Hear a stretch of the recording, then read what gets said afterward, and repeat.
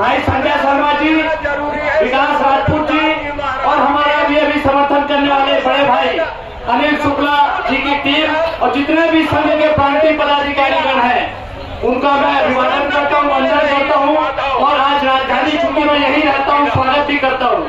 साथियों, आज जो स्थिति निर्मित है पूरे प्रदेश में, निश्चितकालीन अनिश्चितकालीन, और अधिकांश लोगों के मन में है निश्चितकालीन अनिश्चितकालीन क्या है।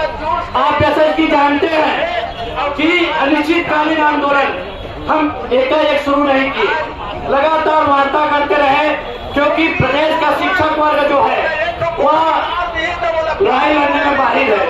कैसा लड़ाई लड़ना है, किस तरीके से रणनीति बदलना है और कैसे जीतना है।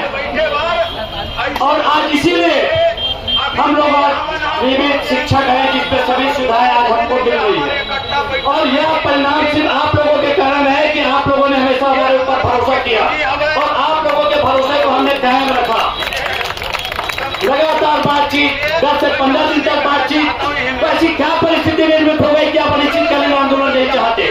और यदि आप कहते हैं मेरे साथ 70 है, मेरे साथ 75 है, मेरे साथ 80 है, तो जब तीन आंदोलन अनिश्चितकालीन आंदोलन के साथ साथ क्रांति रैली की घोषणा की देता है, एक दिन पहले आदेश क्यों निकला।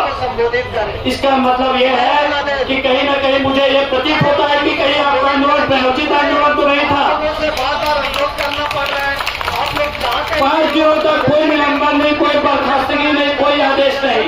लेकिन जैसे ही हम लोगों ने क्रांति रैली की घोषणा की, एकाएक हमको डराने के लिए, धमकाने के लिए, हमारे आंदोलन को कुचलने के लिए आदेश निकल गया कि जो स्कूल नहीं जाएगा उसका वेतन काटा जाएगा। इसका मतलब यह है कि आप लोगों की क्षमता वो ज्यादा है, लेकिन आपकी क्षमता और समर्थन जो बना हुआ है उसको बनाए रखिए।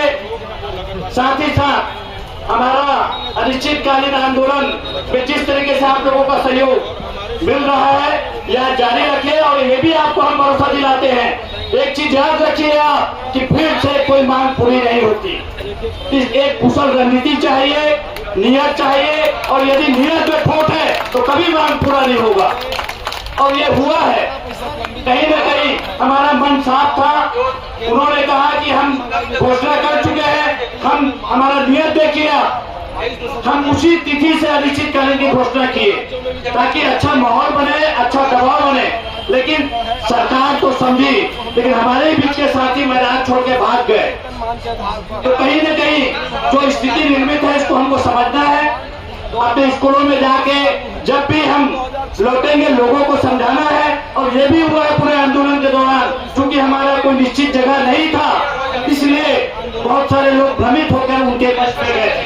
अब मैं माननीय भूपेश बघेल जी से इस मंच के माध्यम से आंदोलन को धक्का लगा है, हम निवेदन करना चाहूंगा कि आप प्रदेश के शिक्षकों से, जो शिक्षक अग्नि से शिक्षक बने, उनकी परीक्षा मत लीजिए। हमारा धैर्य 4 साल तक हमने धैर्य बना के रखा था, लेकिन यदि आप परीक्षा लेंगे तो आज तक 2 सरकार फेल हो चुकी है, आप भी फेल हो जाएंगे और हो सकता है विपक्ष में आप बैठेंगे। भूपेश सरकार होश में आओ, भूपेश सरकार होश में आओ। एक साथ ज्यादा नहीं है, बहुत जल्दी रैली निकलेगी, पानी भी बरसात गिरने वाला है। भूपेश सरकार होश में आओ, भूपेश सरकार होश में आओ, होश में आके बात करो, होश में आके बात करो। बात तो तुमको करनी होगी, बात तो तुमको करनी होगी, मांग तो पूरा करना होगा, मांग तो पूरा करना होगा। निश्चित रूप से आपकी मांग पूरी होगी। कैसे होगी? जब आप ऐसे ही एकता के सूत्र में बंधे रहेंगे। और हमारा प्रयास पहले भी था, अभी भी है कि पूरा एक मंच, एक बैनर, और वो बैनर निष्पक्ष रहे। अभी लगातार चर्चा चल रही है, चाहे महाराष्ट्र हो चाहे पश्चिम बंगाल हो, लोग इधर से उधर हो रहे हैं। ऐसा न हो 80 से 70 इधर आ जाए सब।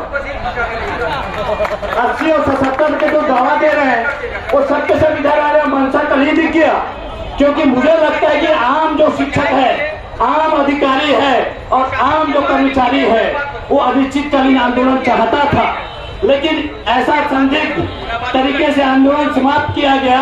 ये पूरा प्रायोजित आंदोलन था और सरकार के साथ इनकी मिलीभगत थी, जिसके कारण से हम लोगों को आज यहाँ तक बैठकर सरकार के खिलाफ लड़ाई लड़ना पड़ रहा है।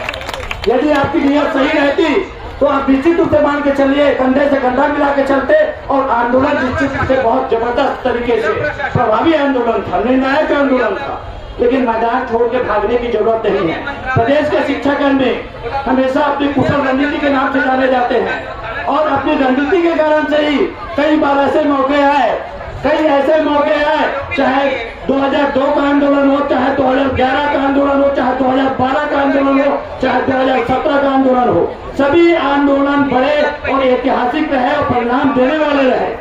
अब ये कहते आपने सबसे बड़ा आंदोलन, तो क्या वो विश्व का सबसे बड़ा आंदोलन था? मैं पूछना चाहता हूँ कमल वर्मा जी से,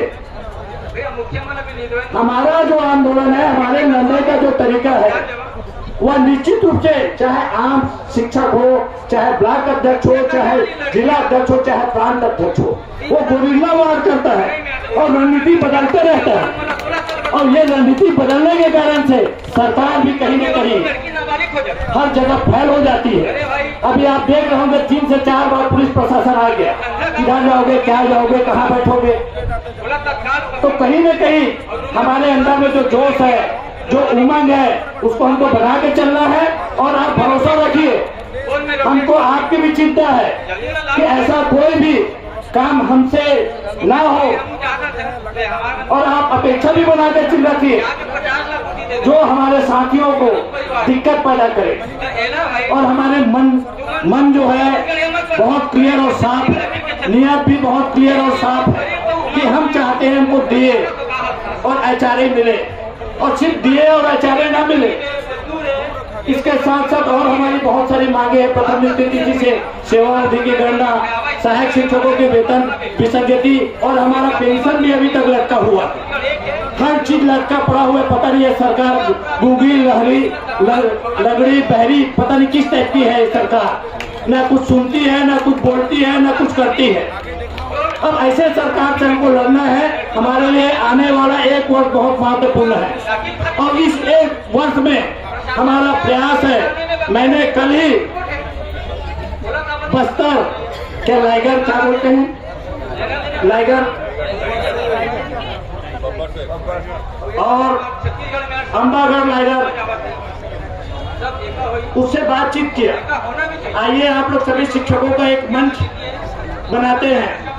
आप ये मत सोचिए हम लोग चर्चा नहीं करते, लेकिन सबको अपनी अपनी तरीके से चलना है, कोई दिक्कत नहीं है। लेकिन हमारा अंतिम लक्ष्य यही है कि हमारे कर्मचारी, अधिकारी और शिक्षकों का हित होना चाहिए, उनके साथ न्याय होना चाहिए। और इस न्याय और हित के लिए हमारा संघर्ष जारी है, आगे जारी रहेगा।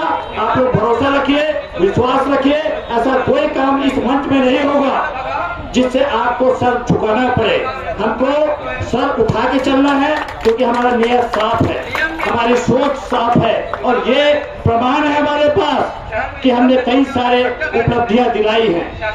और आप पिछले 2-3 सालों से देख रहे हैं, लोग यहाँ आते हैं, धरना प्रदर्शन करते हैं, जाते हैं परिणाम सुनने। हमको सुनने में नहीं, परिणाम चाहिए, और परिणाम तभी मिलेगा जब आप लोग एकता बना के चलेंगे। अब हम लोगों का थोड़ी देर में रैली यहाँ से प्रारंभ होगा। आप सभी से विनती और निवेदन है कि जोरदार नारे के साथ आप रैली में रहेंगे। जैसे ही हमारे जो उद्बोधन के लिए जो हमारे साथी हैं, तो क्रम से लोगों को बुला रहे हैं, जैसे ही आपको बोलेंगे आपको इसका ध्यान रखना है। और रैली समाप्ति के बाद हम लोगों की एक बैठक होगी, जिसमें आगे की रणनीति हम जो है वो तय करेंगे। जय हिंद, जय भारत, जय छत्तीसगढ़, धन्यवाद।